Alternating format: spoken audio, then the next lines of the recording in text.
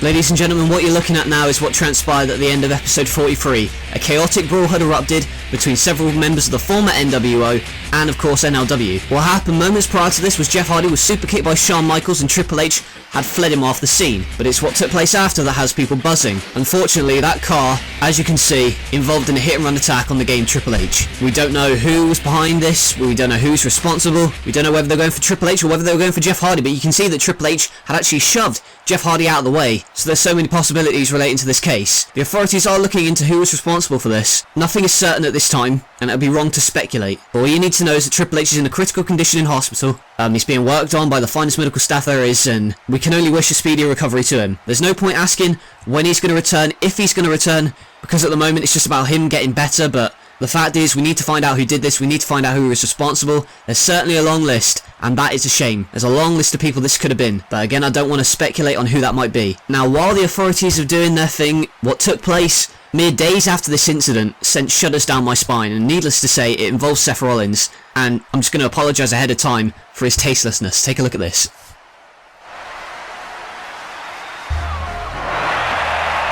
Wait! What? There's no way. No, well. Oh, for the love of God. Well, you pushed the limits of taste well and truly before, but now it's gone too far.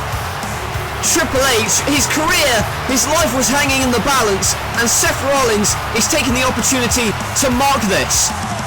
We don't know who ran over Triple H, but the fact of the matter is, this is the ultimate sign of disrespect. What in the hell does Rollins think he's doing? Unbelievable.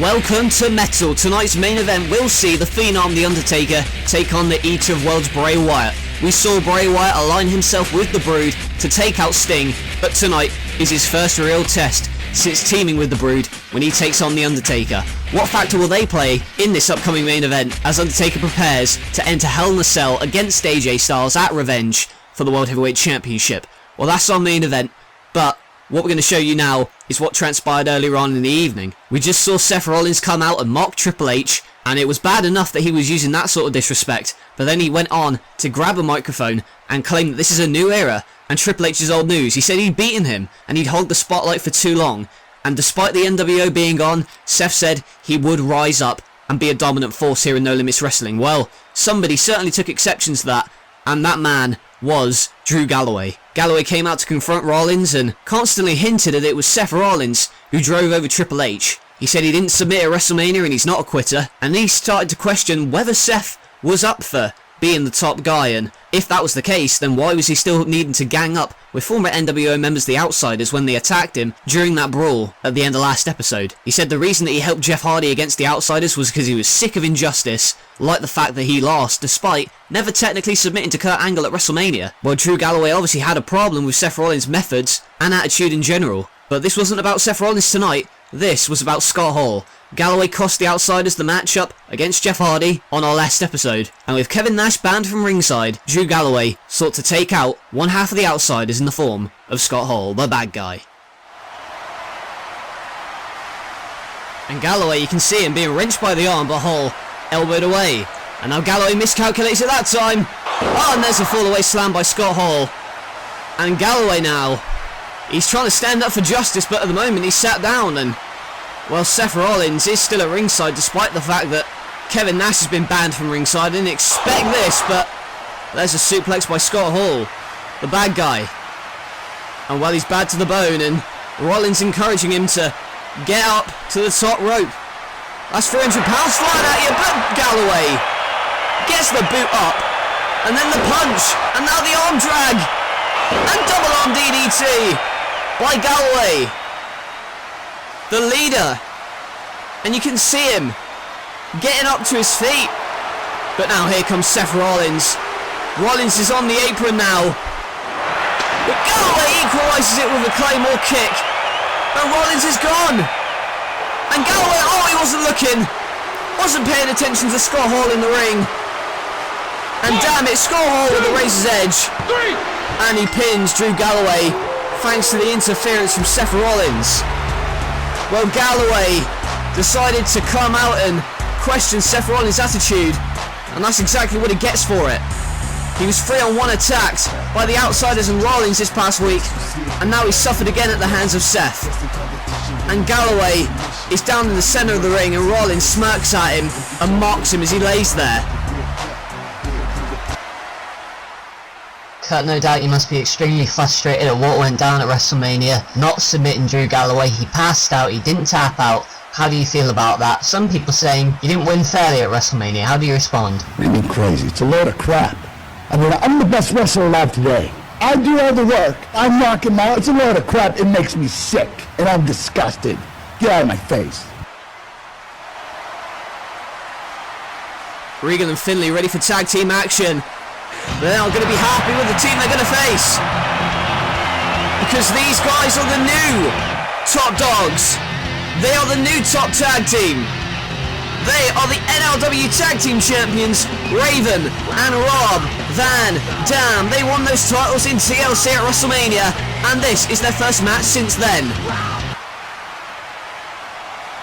Van Dam with Regal now in the centre of the ring, slams him down. Runs off the ropes and go for that 5-star frog splash, but Finlay, not the legal man, enters his way into the ring, and here you go. German suplex by Regal in the bridge, but only gets a 2 count that time. And Finlay interfering, he wasn't the legal man, but now he is. He's tagged in by Regal, and Regal watches as he delivers that elbow, and Raven desperately wants the tag, he needs it. And Raven trying to make the tag, but RVD on the outside there being choked out by Regal, and Regal is vicious in the centre of the ring, but there you go again. What a boot, right to the bridge of the nose and the face of RVD. And Van Dam not loopy, doesn't know where he is. Another rake to the eyes by Finlay. And Van Dam trying to get to his partner. Blocks the kick! But couldn't block it that time, that roundhouse, that spinning heel kick, and Raven wants the tag. But Van Dam nowhere near the corner. And now Raven's in. Hot tag is made. Takes out both men, takes out Finlay with that Bulldog. And now Van Dam boots Regal over. And William Regal knocked out on the outside. But Finlay's the legal man. So's Van Dam. I should say Raven. Here's a monkey flip by Van Dam. And monkey flip straight into that Raven effect. And Van Dam high as a kite. Delivers our 5-star frog splash. And now the pin. Van Dam pins Finlay and Raven. And Van Dam are still your tag team champions, and they are still on top of the world. Proving why they are the best tag team in this company. In the industry today as well. Van Dam and Raven, huge victory for them.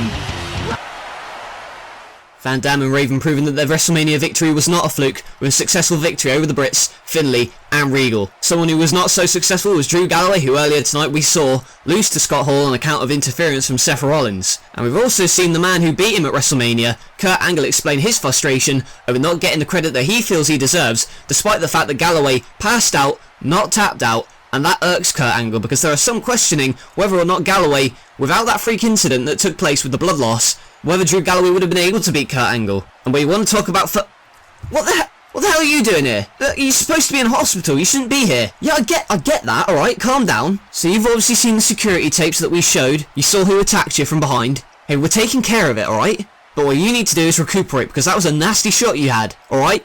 Gotta go home. Don't, for God's sake, Dean, don't do this. Jesus! Stop! Folks, Ambrose's still angry about the assault that took place this past week. We'll be right back. Jesus, Dean. Get a hold of yourself, man. Calm it, mate.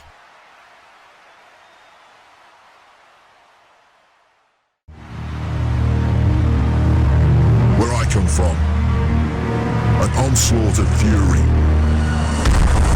is the only way to survive. Survival leads to escape. But with escape, calloused souls soften, and you become vulnerable. When the fire inside you burns out, you have to go back into the abyss to reignite the flame.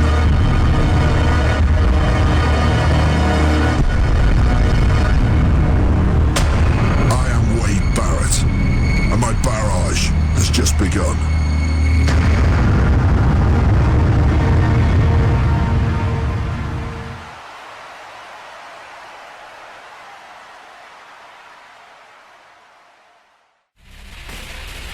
Never in the history of NLW has this much talent converged on the same stage at the same time, looking to make an impact. And with that many faces on the roster, you know there's going to be competition. And that's why Metal's changed into this kind of hybrid. Established stars, old veterans, and new talent all converging on the same stage, with one goal, and that's to make an impact, and hopefully get themselves known and become NLW World Heavyweight Champions someday. And as the temporary commissioner for the time being, I get to suggest some wrestlers to the board of directors, and vice versa. And with Metal being the place to be with regards to making an impact, that means more competition, as I've said. And you may have noticed on our Instagram a couple of teasers here and there regarding a new wrestler making their way to NLW. And I can tell you that the man who is about to face this new wrestler, I can guarantee you, Billy Kidman was not looking forward to the experience.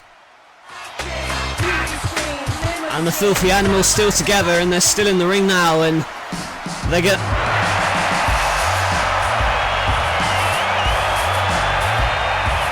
Well, we weren't kidding when we said Metal was the place to be.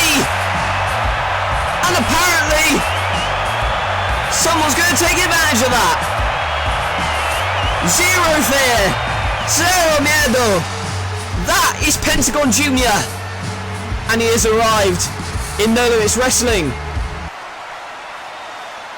And I think the Animals are still in shock over the fact that Pentagon Jr. is taking advantage of the fact that Metal's open to talent from all over the world. And oh my god, that lung breaker! Piercing the back with that backstabber, and then that kick right to the face of Billy Kidman. Pentagon on fire. And now Pentagon Jr. with that punch, but here comes Kidman with a kick, and Kidman, this is his first rodeo, but at the moment, gets slammed down. He's got the Filthy Animals on the outside, willing him on, and there's a Hurricane Rana, maybe out of desperation, but Pentagon for the first time on the floor now. And Kidman in the corner now set up, but Pentagon misses him. And now Kidman on the top rope going for the shooting star, maybe, but lands on his feet, and oh my god. Hooks the arms into that package pile driver. And that can break your neck right there. And oh Jesus. Jesus Christ. Well, we know what that signifies. It's time to end it. He's got that arm. He's wrenching it back. And Kidman, oh, he can take no more. Says he has to submit. And now, oh my god! For the love of God! Pentagon Jr. just snapped the arm of Kidman in two. And this isn't just a guy who's in it for friendly competition. This is a guy who's in it to hurt people. Pentagon Jr. making an immediate impact, beating, and then tearing the arm off of Billy Kidman. Good God.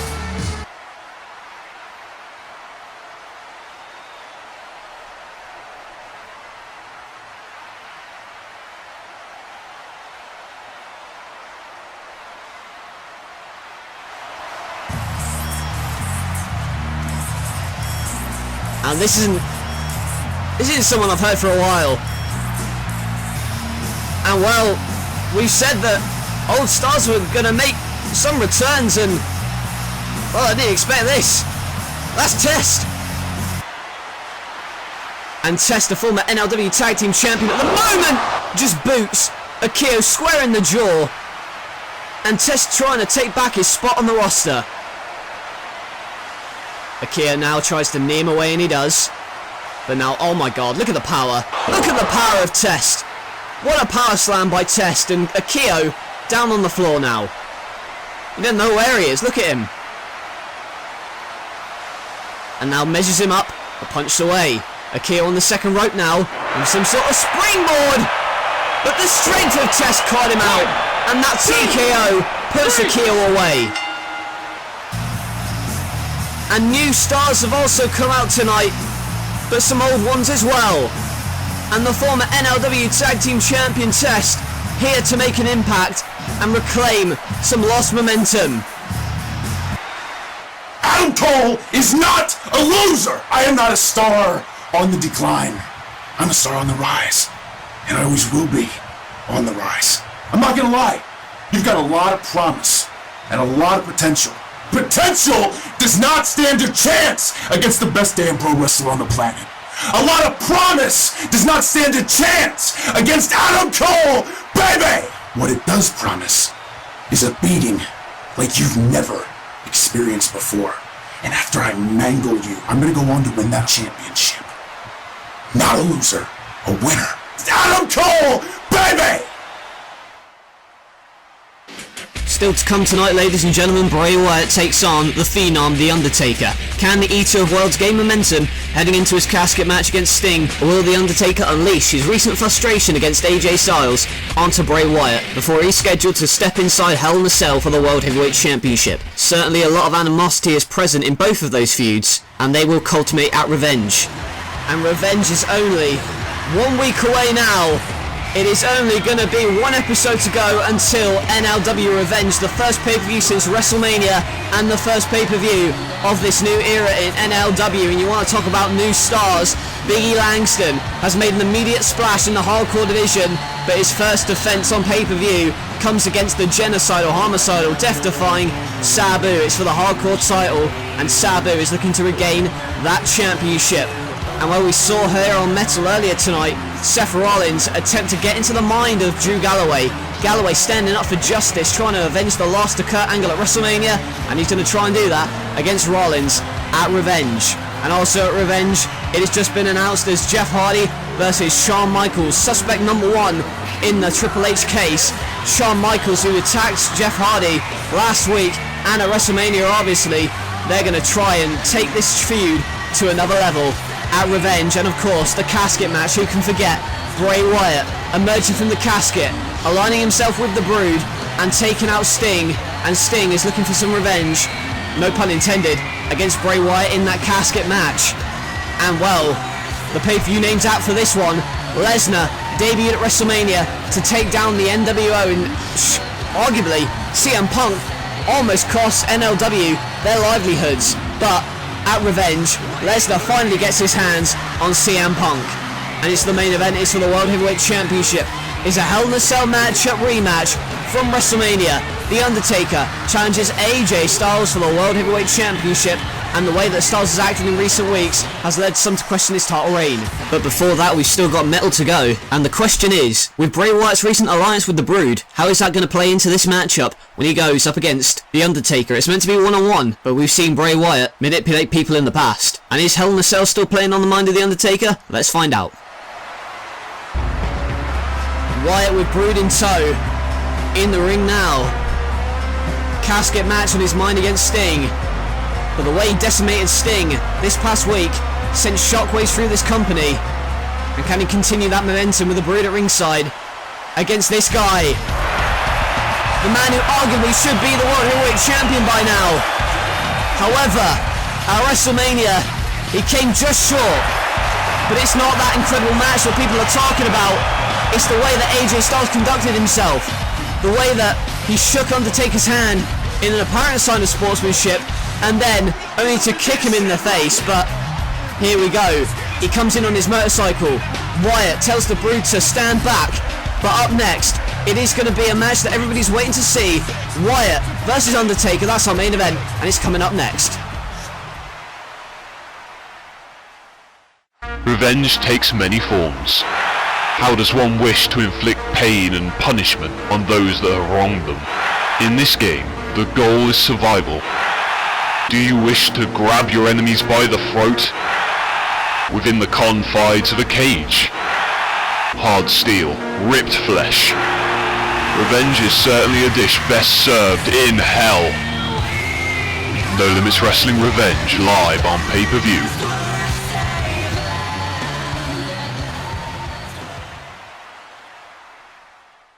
Ladies and gentlemen, before our main event, we still have time to talk about our next episode, the final episode before Revenge, and what a matchup that's been announced for that. WrestleMania 2 rematch between Kurt Angle and Drew Galloway, and this time, it's a street fight. Galloway passed out, he didn't tap out at WrestleMania, and that's been a source of much controversy, but when there's no disqualifications and no countouts, how is Galloway going to get his hands on Angle in this street fight, and can Angle continue his unbeaten run? And that's not all, because we've also got the Intercontinental Champion Finn Balor going one-on-one with the man who takes on Brock Lesnar at Revenge, that man being CM Punk, the traitor. CM Punk is sick of NLW and sick of egos getting in the way, and Balor, with that golden ticket to a World Championship matchup in the form of the Intercontinental Championship, looks to take out CM Punk. That's the final episode before Revenge, but right now we take you back to our main event here on Metal. Bray Wyatt, the Eater of Worlds, with the Brood in tow, set to take on The Undertaker. Can The Undertaker focus ahead of his Hell in a Cell match against AJ Styles, or is the power of the Brood and Wyatt's new alliance going to be too much for him to handle? Let's find out.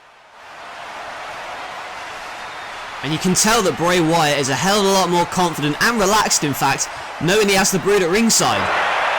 But, well, that extra help not helping him at the moment. Undertaker with the old school from the top rope. And that just goes to show you the agility of a... Oh my god, 300-pound man, but Bray Wyatt's no lightweight himself. As you can see with that massive clothesline, and again, Undertaker sent outside, but this time he lands on his feet and sends Bray Wyatt back first into that apron, and the Brood trying to taunt the Undertaker, but Undertaker not interested. He's only interested in Wyatt and sending a message to AJ Styles before they schedule to face each other inside Hell in a Cell at Revenge. And well, at the moment he's got him throttled by the throat runs off the ropes, but there's Wyatt again, and a huge, just like a torpedo, right into his chest, and Undertaker on the back foot here, and Wyatt, he's one creepy individual, there's no doubt about it, but at the moment he just headbutts the Undertaker, and I don't think he's going to be the same after that torpedo, because at the moment he's been pummeled by Wyatt, and he's got the headlock in, and again that shot right to the face, and with a Brood at ringside, there's an extra, what would you call it? I guess you could say a security blanket for Wyatt, but didn't catch him out that time. He kicks out after the knee. And Wyatt is obviously going to be having Sting on his mind in that casket matchup, but... And again, here comes the Brood, and Thorne and Bray Wyatt distracting the referee while Paul Burchill worked on The Undertaker. And is this going to be what happens at the casket match at Revenge against Sting? Of course, there's going to be no DQs, but at the moment, Wyatt may have distracted himself. And Wyatt in that Hell's Gate, that triangle choke, and manages to roll his way out of it. And the Undertaker going for some sort of clothesline, but instead a side slam in the senton by Bray Wyatt. That's a hell of a lot of weight coming down on your chest, folks. It's not pretty. And it doesn't... Well...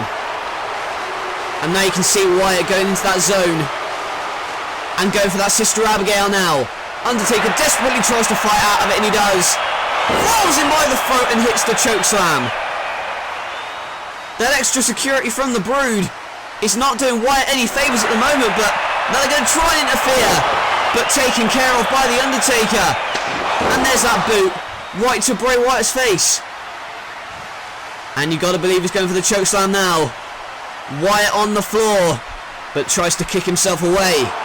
On, here we go, Sister Abigail now. Sister Abigail to the Undertaker, but Undertaker! Tombstone City!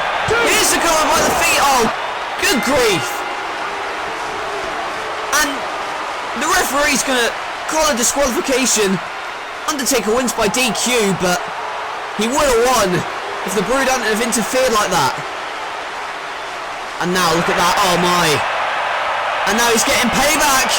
Falls him by the throat, but... And that's AJ Styles! And damn it, the world champion now! World champion in the ring, pummeling Undertaker! And the Brood watch! Oh no! Well, oh my! Oh, good grief! AJ Styles was gonna get planted with that choke slam, but Bray Wyatt sprinted to his rescue and hit the Sister Abigail. Look at him. Him and the Brood saying, we've done the damage, now you can pick the bones. And that's exactly what AJ Styles is going to do, and what he may very well do inside Hell in a Cell. And look at that, those belt shots bust him open, and it's the Styles Clash to the #1 contender. AJ Styles won at WrestleMania. He showed the utmost disrespect. And he's shown here yet again that he's not a champion with honor. He's not a champion that stands for respect. He's a champion that stands for stabbing you in the back, beating you up, and making money. That's what AJ Styles is about. And as Undertaker lays bloody in the center of the ring, that is the man that represents this company. But for how long? Because at Revenge, AJ Styles has to put that title on the line against the Undertaker inside Hell in a Cell. And this bloody heat we see at the moment, a sign of things to come.